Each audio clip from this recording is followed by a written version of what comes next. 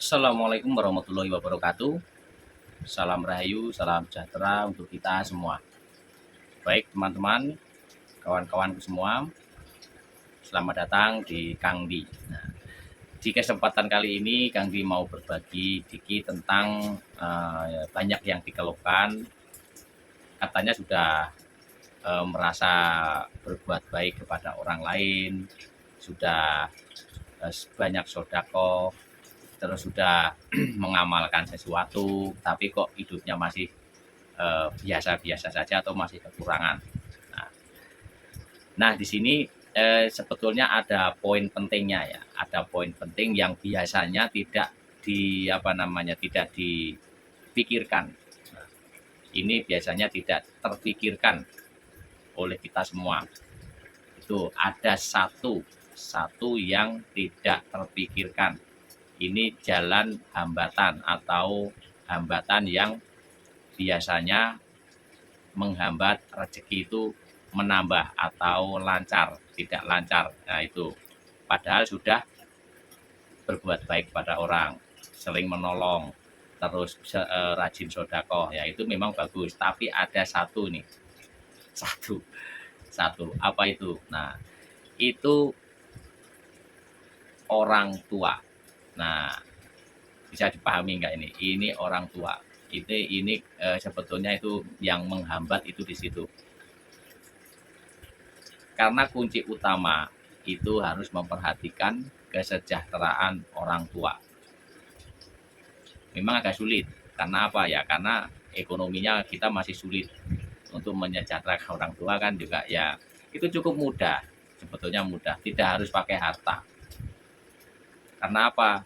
Yang kita butuhkan itu spiritualnya, atau kita menyalurkan energi spiritual kepada orang tua, seperti halnya kepada Tuhan Yang Maha Kuasa, Allah Subhanahu wa taala. Nah, itu kan ibaratkan apa ya? Untuk itu kan disebutkan juga spiritual ya, spiritual dari hati.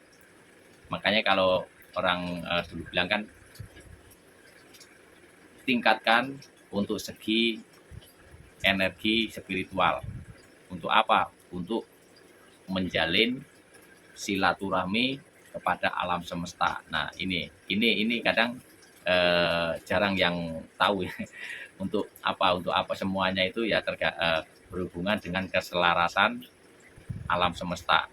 Ini kadang bingung ya, kadang bingung untuk memahaminya.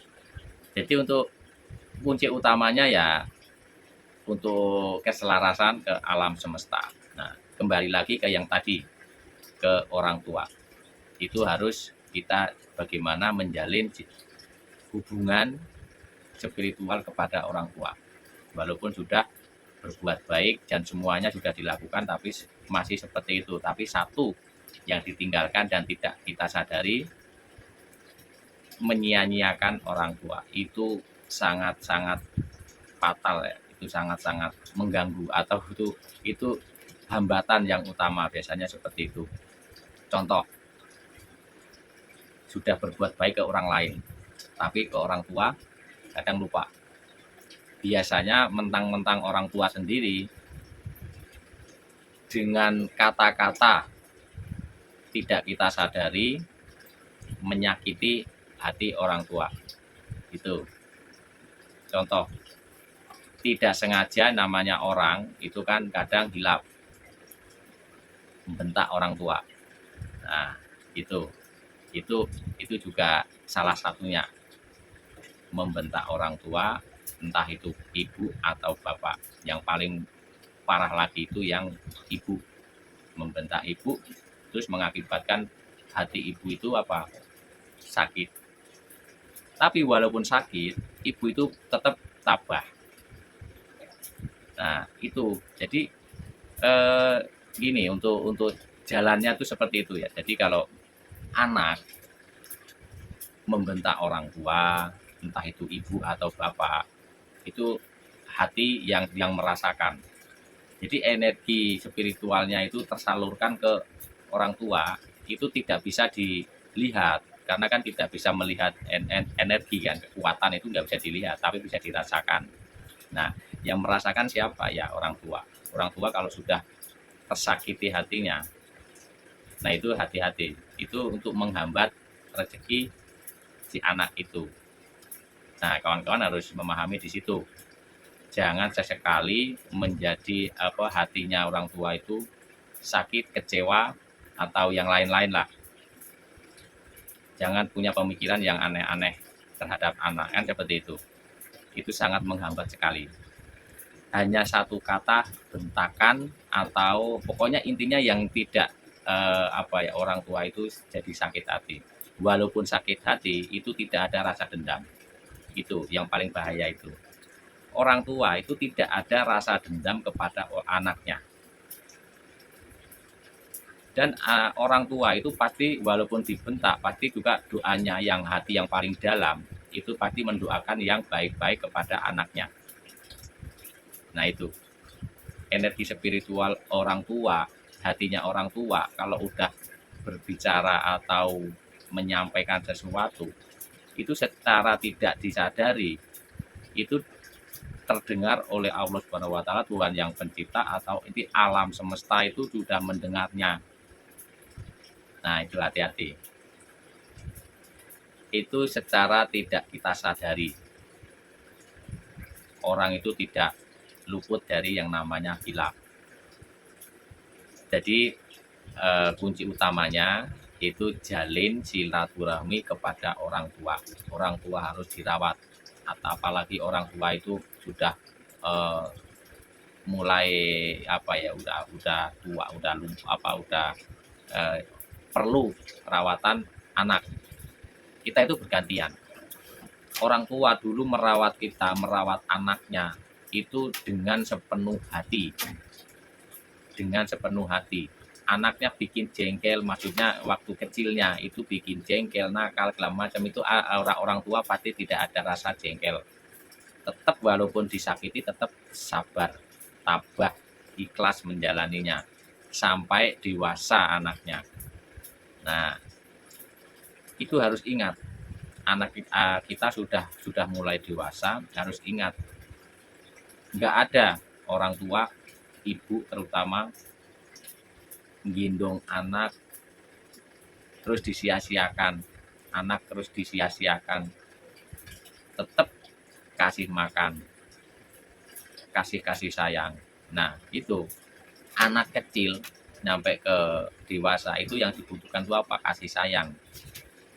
Jadi kasih sayang itu dari mana ya? Dari orang tuanya. Nah, dan orang tua kalau sudah melewati anak sudah melewati dewasa atau sudah berumah tangga sendiri, nah itu gantian. Orang tua itu harus anak itu harus mengasih kasih sayang ke orang tua. Jadi kebalikannya. Kalau yang dulunya itu orang tua itu ngasih kasih sayang ke anak supaya anak itu bisa nyaman, bisa dapat apa yang di haknya.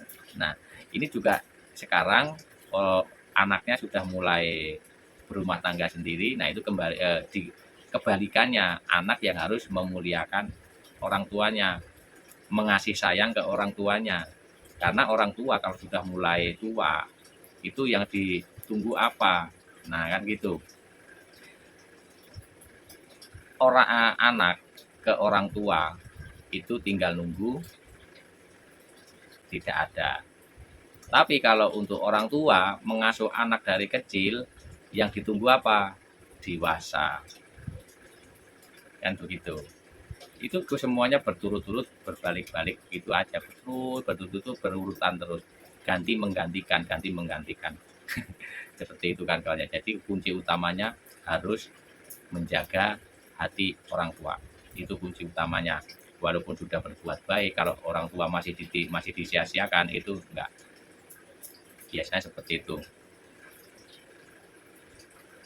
Kadang saya kasihan kalau melihat orang tua masih nyari rezeki, tapi anaknya tidak memperhatikan, itu aduh saya kasihan melihat. Nah seperti itu ya kan kawan. Mudah-mudahan bisa dipahami ya. Dan mungkin saya akhiri, mudah-mudahan dipahami dan mudah-mudahan kita selalu bisa menjaga orang tua kita selagi masih ada. Nah, seperti itu. Yang tidak ada, yang sudah tidak ada pun ya harus tetap kita mendoakan kebaikan. Baik kawan-kawan, mudah-mudahan bermanfaat. Kalau ada kata-kata kurang berkenan di hati, saya mohon maaf. Kalau ada yang mau berserang kritik, silahkan tulis di kolom komentar. Dan untuk keluhannya apa, boleh ditulis di kolom komentar. Dan saya akhiri, Assalamualaikum warahmatullahi wabarakatuh.